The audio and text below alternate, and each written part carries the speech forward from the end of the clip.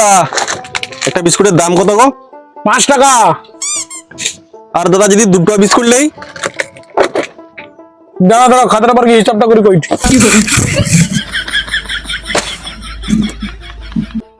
তাহলে দাদা তোমার দুটো বিস্কুট তো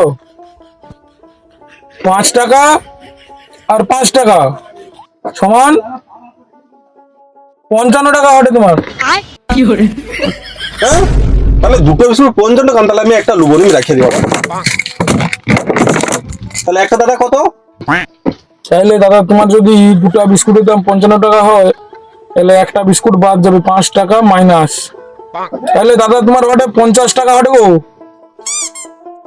হ্যাঁ, একটা বিস্কুটের দাম 50 টাকা, তাহলে আমি বিস্কুট লুবো দাদা, আমি রাখিয়ে দিব। আরে আরে ও ভাই কাই বাজার, আরে শো হিসাবটা করে যাও। কও।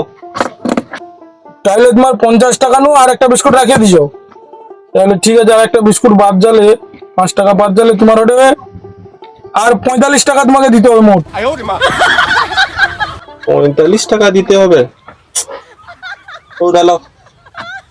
তুমি তাহলে আমাকে 50 টাকা দিলো, আর তাহলে 5 টাকা পাবো একটা দিলো।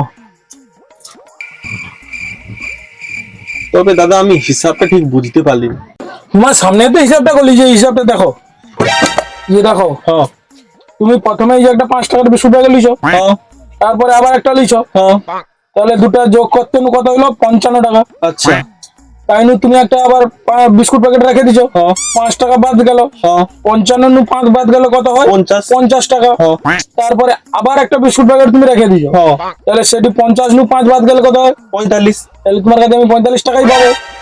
ও হিসাব বুঝলো, মাথায় ঢুকছে? আচ্ছা আচ্ছা। কিন্তু দাদা আমি কোনো জিনিস নিলাম তোমার, তাও আমাকে দিতে হলো 45 টাকা। আরে অত সময় ধরে বুঝিলে কি বুঝতে পারলো না? এত কাস্টমার দাঁড়িয়ে আছে, আমাকে কাস্টমার ছাড়তে হবে তো নাকি? ও দাদা ঠিক আছে, আইছি। ইয়ে সকাল ঘুম উঠে দাঁত ফান বাজবেনি, দোকানকে চলে আসবে, হিসাব টিসাব বুঝবেন, সব গন্ডগোল, মাথা পাতা খারাপ করতে চলছে। সকালে চলে আসে ইয়ে নাই।